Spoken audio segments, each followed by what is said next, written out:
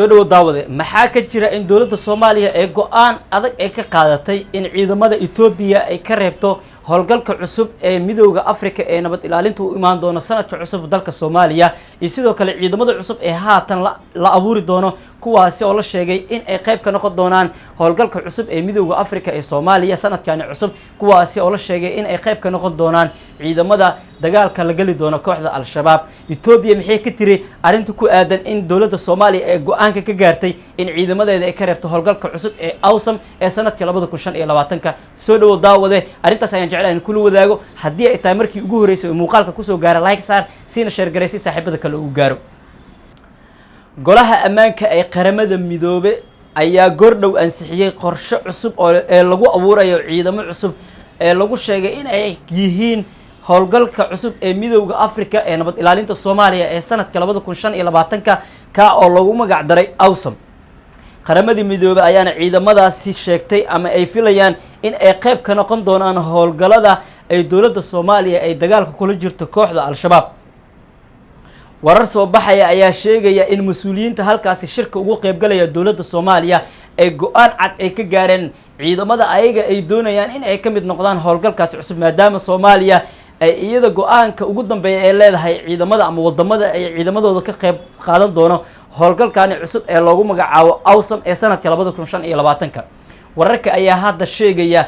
in mas'uuliyiintii ka qayb galaya shirka maanta ee golaha ammaanka qaramada midoobe ee ka qabsoomaya magaalada New York ee dalkaasi Mareykanka ee looga hadlayo qorshaha cusub ee Soomaaliya sanadka 2025 in gabi ahaanba ciidamada dalka Itoobiya laga reebay howlgalka cusub ee sanadka 2025. hore ayaa dawladda Soomaaliya waxay u sheegtay in ciidamada Itoobiya ay isaga baxaan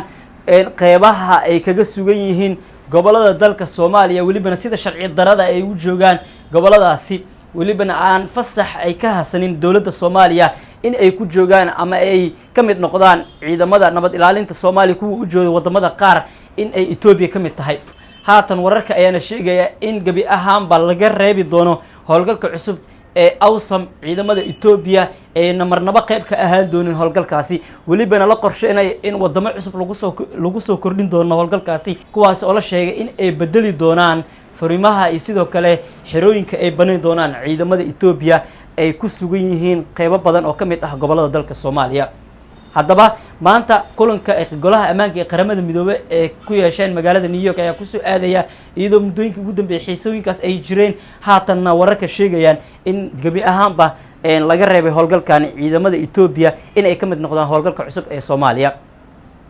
haddaba sidee u aragtaa in dawladda Soomaaliya ay go'aan cad ay ka gaarto ciidamada Itoobiya in ay ka mid noqdaan howlgalkan cusub welibana gabi ahaanba laga reebo maxayse ku soo kordhi kartaa arintan in Itoobiya aysan ka mid noqonin dhowr iyo 10 sano ay ka mid ahayd howlgaladii isbedbedelayay sida AMISOM iyo ATMIS ee Itoobiya qayb ka ahayd welibana ay ku sugnaayeen qaybo badan ee gobolada dalka Soomaaliya welibana kuwa qaar la sheegay in si sharci darro ay u joogeen gobolada qaar ay ku yaala dalkeena Soomaaliya gaar ahaan bartamaha iyo koonfurta Soomaaliya. haddaba qaybta hoose ee faalada nagu reeb sidee u aragtaa arintaasi wixii fikrad ah haddii uu muuqaalkan ku soo gaaray like saar siina share garee si saaxiibada kale u gaaro waad ku maasantahay daawashadaada.